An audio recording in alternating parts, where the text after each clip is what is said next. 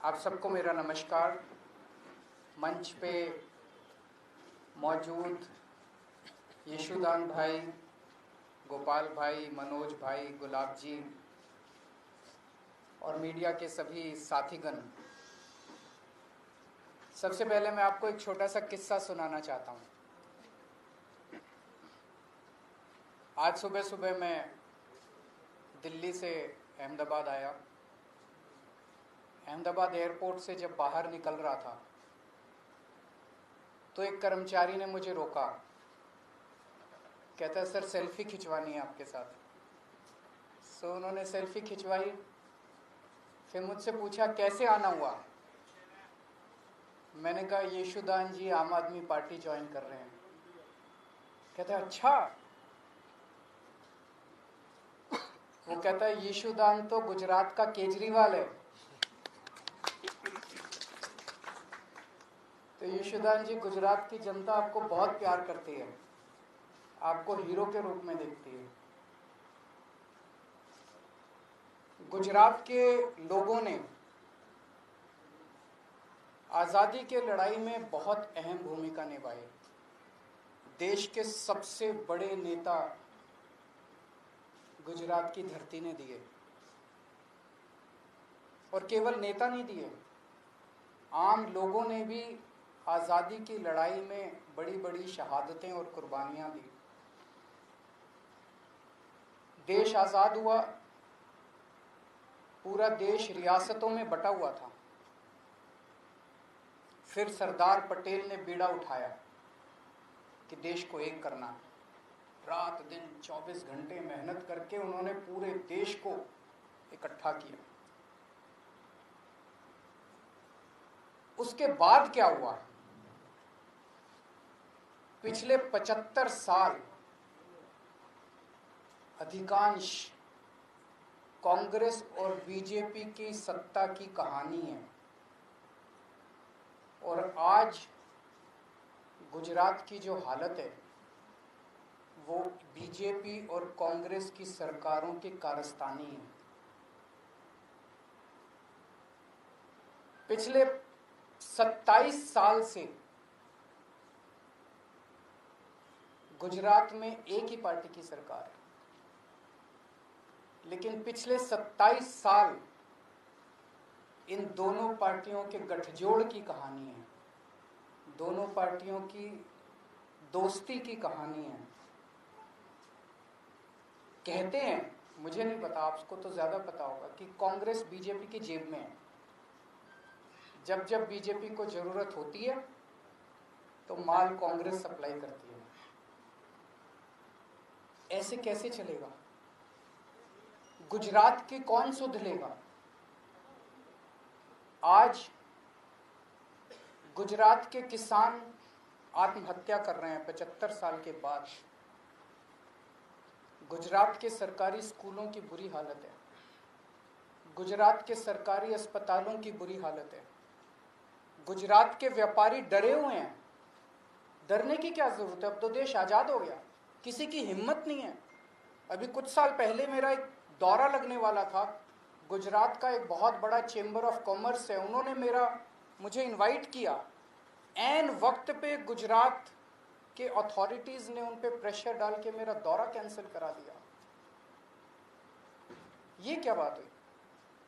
गुजरात के व्यापारी डरे हुए, और पिछले 1 साल के अंदर कोरोना काल के दौरान जिस तरह से गुजरात को अनाथ छोड़ दिया गया, ऐसे लगा जैसे गुजरात के लोगों की सुध लेने वाला कोई नहीं है, गुजरात के लोगों का ख्याल रखने वाला कोई नहीं है।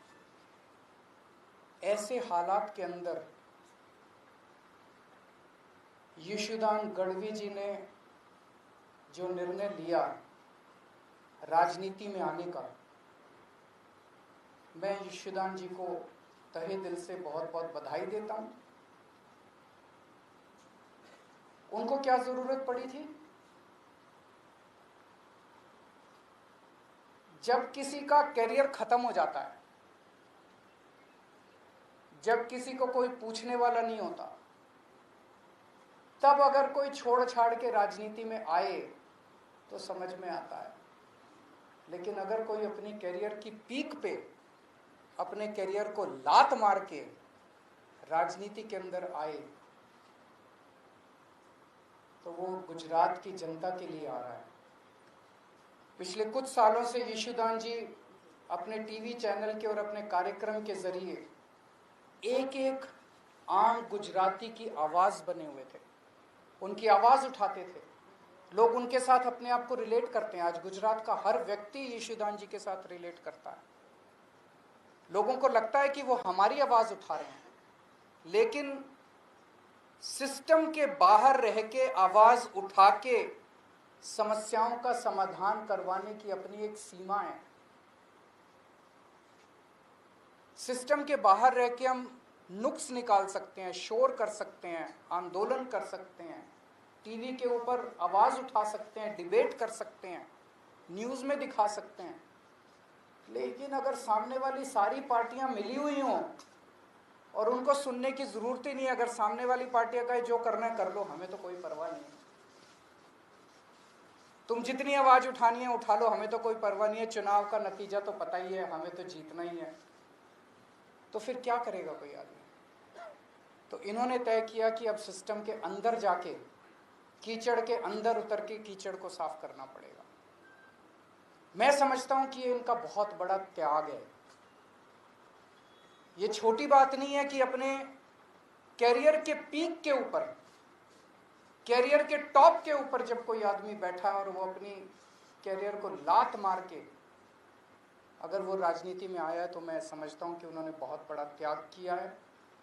मैं इनको बहुत बहुत बधाई देना चाहता हूं, इनके त्याग को सलाम करता हूं।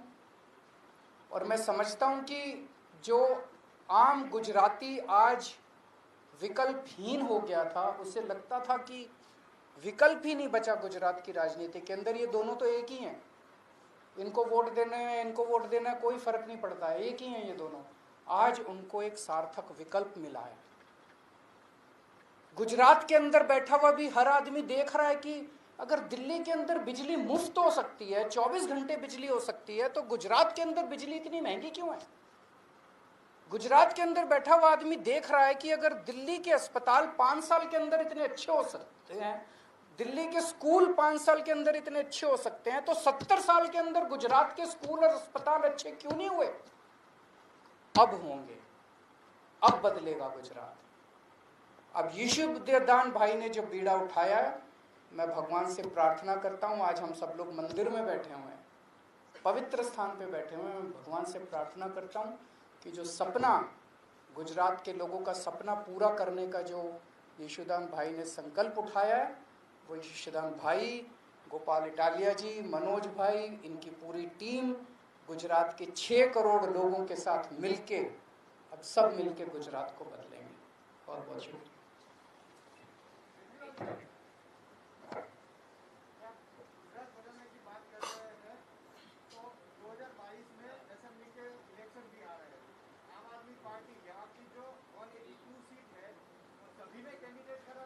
सभी में कैंडिडेट खड़ा करेंगे,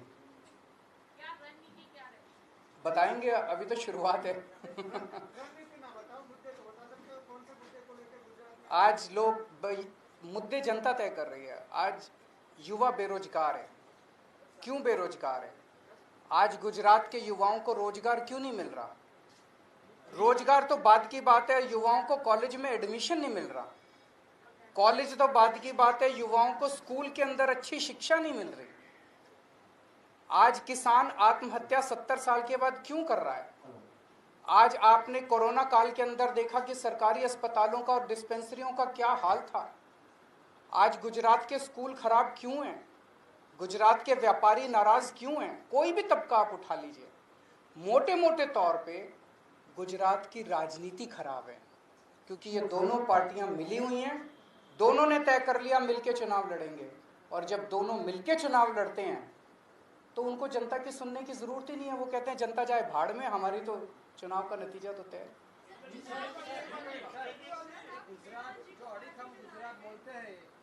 दिल्ली मॉडल गुजरात होगा? नहीं, हर एक राज्य का अपना मॉडल होगा। दिल्ली का मॉडल दिल्ली मॉडल, गुजरात का मॉडल गुजरात मॉडल। किसी भी स्टेट की अपनी समस्याएं हैं, अपने समाधान हैं, अपना मॉडल है। गुजरात के 6 करोड़ लोग अपने विकास का मॉडल खुद तय करेंगे।